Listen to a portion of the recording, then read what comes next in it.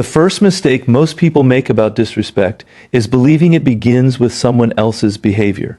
It doesn't. Disrespect often begins much earlier, when someone realizes that your standards are flexible. Before someone interrupts you, dismisses your opinion, takes advantage of your kindness, or treats you as though you don't matter, they are already watching you. They are studying your reactions. They notice what you tolerate. They notice what you forgive. They notice what you repeatedly excuse. And most importantly, they notice how badly you want to be accepted.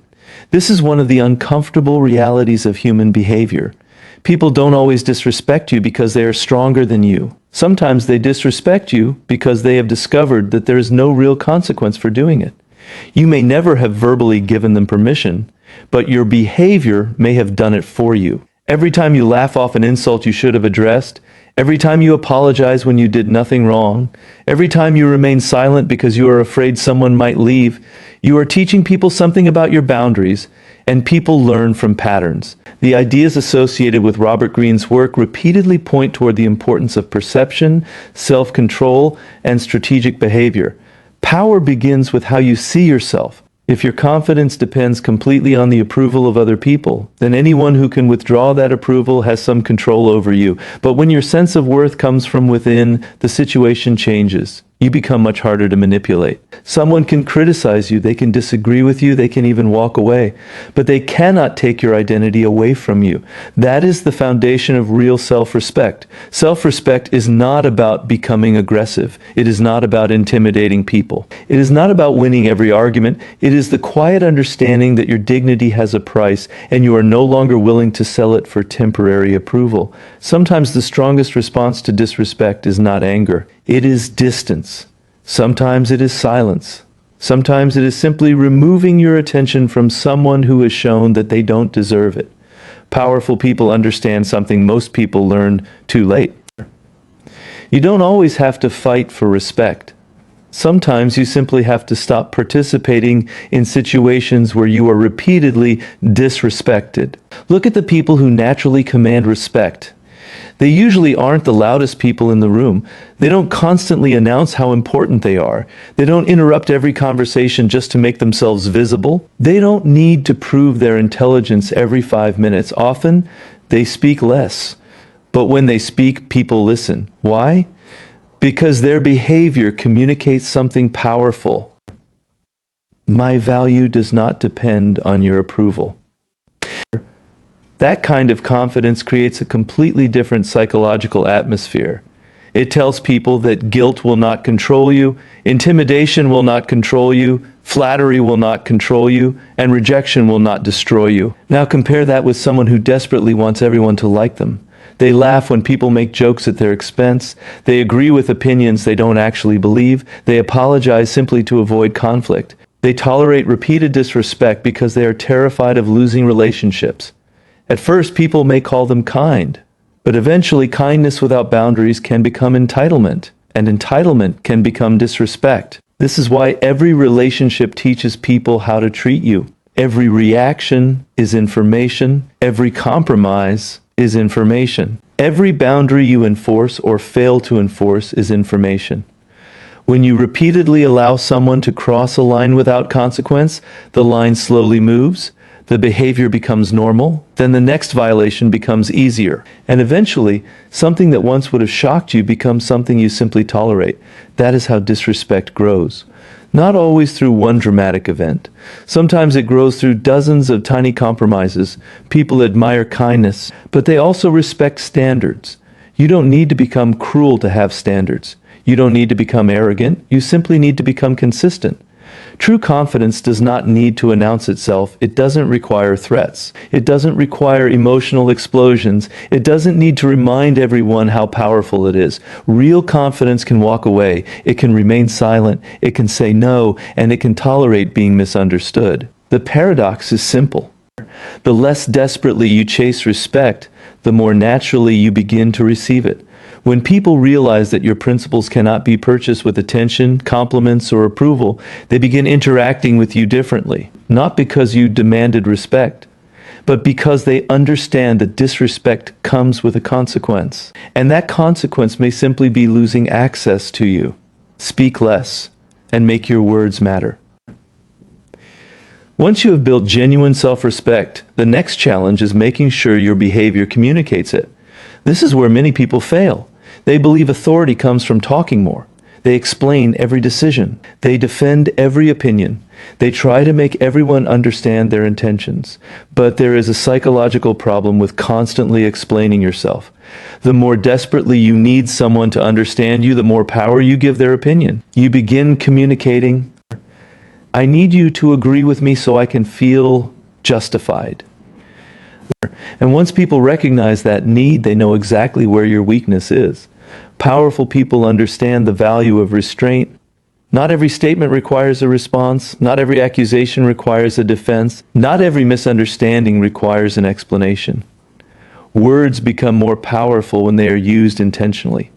Think about the difference between someone who talks constantly and someone who listens carefully. The person who speaks all the time reveals their opinions, emotions, intentions, fears, and insecurities. Eventually, everyone knows exactly how to push their buttons. Predictable people are easier to manipulate. But the person who listens before speaking creates uncertainty.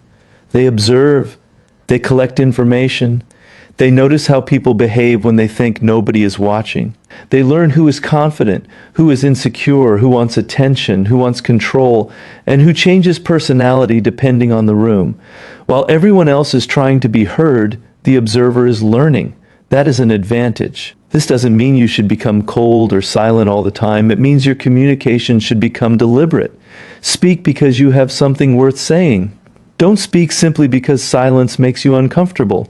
Imagine two leaders entering a meeting. One dominates the conversation. They interrupt people. They explain every thought. They speak even when they have nothing valuable to add. The second leader listens. They allow others to reveal their positions. Then, when they finally speak, they offer a few precise observations. Which person is more likely to be remembered? Usually, the second. Because restraint creates weight. People begin paying attention because they know you don't waste words. Silence also protects you. Every unnecessary emotional reaction gives people information. Every impulsive confession gives people information. Every complaint reveals information. Not everyone will use that information against you, but you should never assume everyone has your best interests at heart. In competition, conflict, and disagreement, information can become leverage. The less unnecessary ammunition you provide, the harder you become to manipulate. There is another advantage to silence. It makes other people uncomfortable. Many people cannot tolerate an empty space in conversation, so they fill it. They keep talking, they explain, they reveal, they accidentally expose their intentions. Meanwhile, the person who remains calm gets to observe. Speaking less doesn't mean thinking less. It means replacing impulsive reactions with deliberate responses. It means choosing influence over attention, strategy over emotion, meaning over noise. When your words become rare, people begin listening for significance rather than quantity. And once your words carry weight, your next responsibility is making sure your boundaries carry even more. Boundaries are proof of self-respect. Words are powerful, but words without action eventually become meaningless. If you tell someone that a certain behavior is unacceptable but continue rewarding that behavior with your time, attention, and access, your words lose credibility. This is why boundaries are one of the clearest tests of authority. A boundary isn't what you threaten to do. A boundary is what you actually do when someone crosses a line. Human beings learn through consequences. Consider how disrespect often begins. Someone makes a sarcastic comment, you ignore it. Someone repeatedly interrupts you, you stay quiet. Someone breaks a promise, you make another excuse for them. Someone only contacts you when they need something. You continue making yourself available. Each individual event may seem small, but patterns matter. When someone discovers that crossing your boundaries costs them nothing, they have little reason to stop. Then they test another boundary, and another. Eventually the behavior becomes normal. This is why consistency matters. People watch whether your standards change depending on who is standing in front of you. Are you firm with people who have less status but passive with people you admire? Do you enforce boundaries only when you're angry? Do you make threats that you never follow through on? If so, people notice. Real boundaries are calm, they are predictable, they don't require a dramatic speech. Imagine someone repeatedly speaks to you disrespectfully. The average reaction is anger. They argue. They raise their voice. They threaten consequences. Then nothing changes. The powerful response is different. You remain calm. You don't need revenge. You don't need to humiliate them. You simply adjust their access to you. You stop giving unnecessary attention. You stop making yourself constantly available. And if the behavior continues, you leave. No performance, no drama, just consequences. There is a major difference between punishment and boundaries. Punishment is often emotional. Boundaries are based on principle. You aren't trying to hurt someone. You are deciding what you will and will not participate in. That distinction is important. People often fear boundaries because they are afraid of being disliked. But think about what happens when you constantly prioritize being liked. You become afraid to say no, afraid to disagree, afraid to leave, afraid to disappoint people. Eventually, you create a life where everyone else is comfortable while you are exhausted. Being liked is not the same as being respected. And trying to please everyone can make you useful without making you valued. The strongest boundaries are not loud, they are consistent. People know where they stand. They understand that honesty creates trust. Manipulation receives distance. Repeated disrespect results in reduced access. And because your behavior is predictable, people learn to respect the standard. Every relationship teaches people how to treat you. Your choices become lessons. If your boundaries disappear whenever you are pressured, people learn that pressure works. If your standards remain firm even when it is uncomfortable, people learn something else. They learn that you mean what you say. And that creates authority. Master your emotions before someone else does. There comes a point where self-respect, silence, and boundaries are all tested at once. That point is provocation. Someone insults you, someone questions your intelligence, someone embarrasses you publicly, someone deliberately tries to make you angry. And suddenly, your biggest opponent isn't standing in front of you, it is inside you. Because the person who can control your emotions can influence your behavior. If someone knows exactly what makes you angry, they know how to distract you. If they know what makes you insecure, they know how to destabilize you. If they know what makes you desperate for approval, they know how to manipulate you. This is why emotional control is such a powerful form of strength. People often confuse strength with dominance. But dominating yourself is more difficult than dominating someone else. Anyone can shout, anyone can lose their temper, anyone can react. The difficult thing is remaining composed when every part of you wants to respond immediately. Anger creates blind spots. Wounded pride creates bad decisions. Fear creates hesitation. Desperation creates dependence. And emotional reactions reveal information. If one insult can destroy your composure, someone has discovered your trigger. They don't need a sophisticated strategy. They simply have to press the same button again. Powerful people create distance between feeling and action. They feel the emotion. They acknowledge it, but they don't immediately obey it. That pause is where self-control lives. Imagine two people receiving the same insult. The first person immediately argues, their voice rises, they start defending themselves, they spend 10 minutes trying to prove they are right. The second person listens. They pause, then they decide whether a response is even necessary. Or maybe they answer calmly, maybe they walk away, maybe they say nothing. Who appears more difficult to manipulate? The second person. Not because they are emotionless, because they are in control of what happens after the emotion appears. This is an important distinction. Emotional strength doesn't mean pretending you don't care. It means refusing to allow temporary feelings to make permanent decisions. You can be angry without becoming reckless. You can be hurt without becoming desperate. You can be disappointed without begging. You can be challenged without losing your identity. When people cannot predict how to provoke you, they become more cautious. They begin wondering what you are thinking. They don't know whether their insult worked. They don't know whether you will respond. That uncertainty can be powerful. And over time, emotional discipline creates a reputation. People begin associating you with stability. They realize intimidation doesn't work, insults don't work, manipulation doesn't work. And once that reputation exists, many conflicts disappear before they begin. The strongest person in the room isn't necessarily the loudest. It may be the person who cannot be emotionally controlled, become too valuable to take for granted. There is another level of power beyond emotional control: value. People protect what they fear losing. When your time is unlimited, your attention is unlimited, and your presence is guaranteed regardless of how people treat you, they can slowly begin taking you for granted. This doesn't mean you should play games. It means you should understand the value of your time. Your attention is a resource. Your energy is a resource. Your presence is a resource. Don't spend those resources carelessly. Many people answer every message immediately. They cancel their priorities for others. They remain available even when they are being treated badly. Eventually, their availability becomes expected. What was once appreciated becomes an obligation. And when they finally say no, people become angry because they had become accustomed to unlimited access. This is why selectiveness matters. People value what requires effort to access.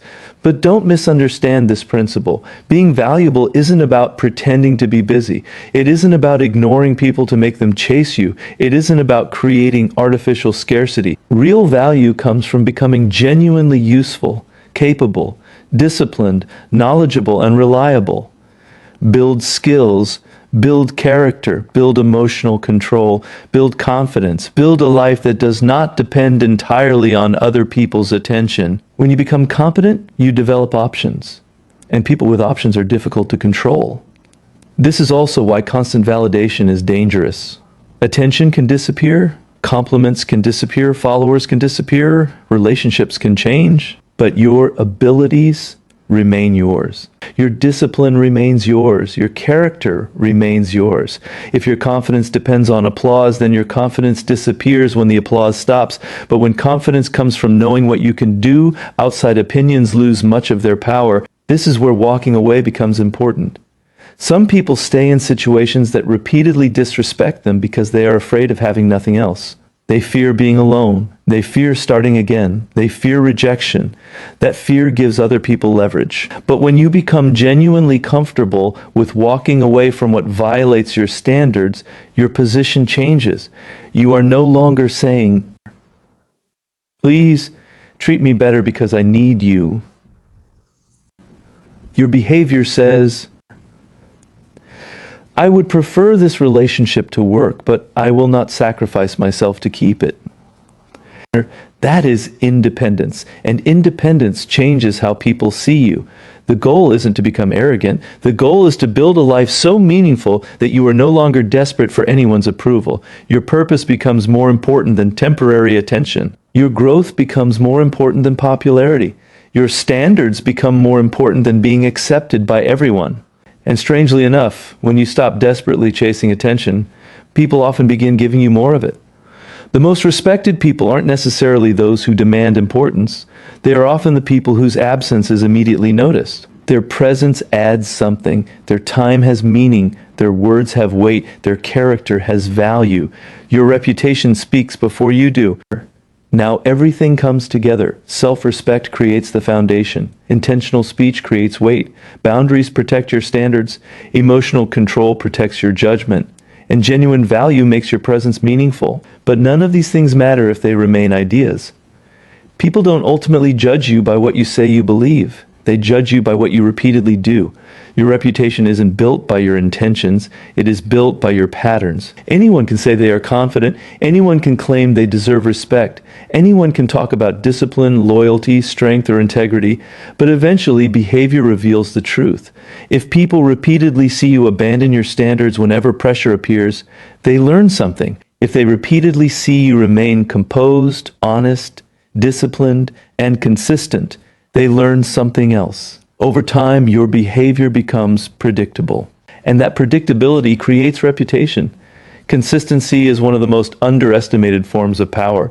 Many people are confident when everything is going well, then pressure arrives and their standards disappear. They are respectful toward powerful people, but disrespectful toward those they believe cannot help them. They talk about discipline, but repeatedly break promises to themselves. They claim to value honesty, but tell convenient lies. That inconsistency creates doubt, and when people sense uncertainty, they begin testing you. Now imagine someone whose behavior remains stable.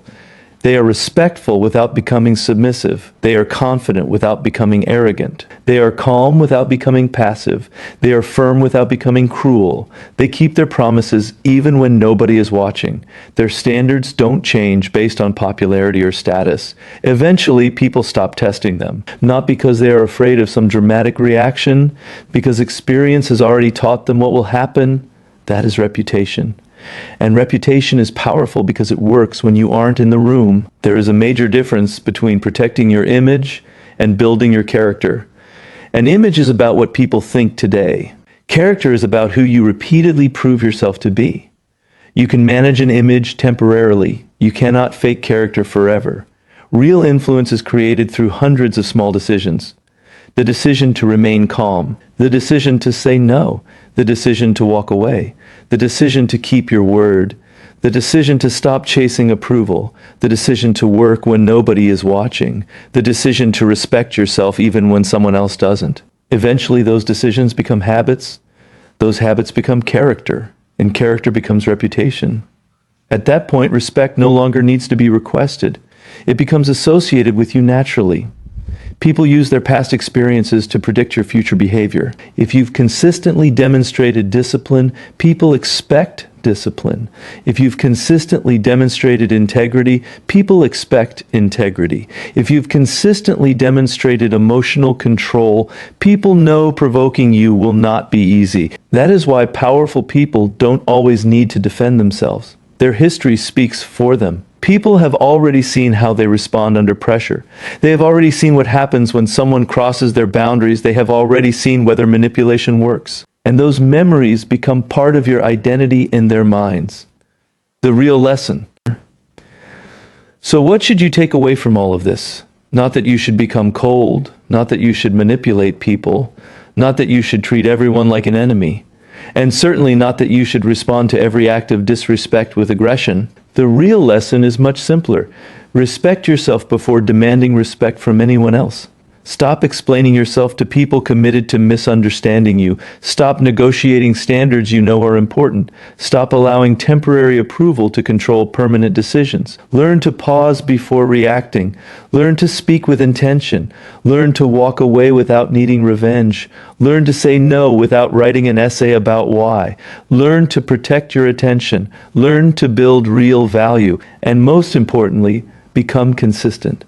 Because the strongest version of you isn't created in one dramatic moment. It is created through small decisions repeated every day. The next time someone disrespects you, don't immediately ask, "How do I make them respect me?" Ask, "What does my response say about how I respect myself?" That question changes everything.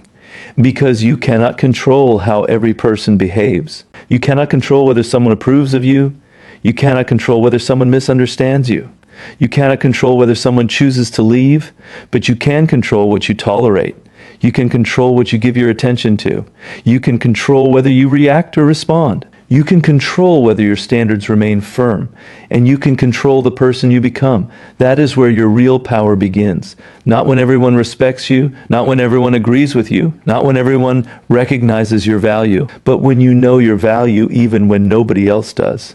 When you no longer need to prove your worth, you stop behaving desperately. When you stop behaving desperately, you become calmer. When you become calmer, you make better decisions. When you make better decisions, your life changes. And when your life changes consistently, people eventually notice. So don't chase respect. Build the kind of character that naturally earns it. Don't fight every battle. Choose which battles deserve your energy. Don't answer every insult. Protect your peace. Don't make empty threats. Create real boundaries. Don't try to control everyone around you. Control yourself. And never forget, your reputation is built in silence. Your character is revealed under pressure, and your real power is demonstrated by what you refuse to compromise. The strongest person isn't the one who can make everyone obey. It is the person who can remain calm, walk away when necessary, protect their standards, and continue building their life without needing anyone's permission. That is self-respect. That is emotional strength. And that is a form of power nobody can take from you.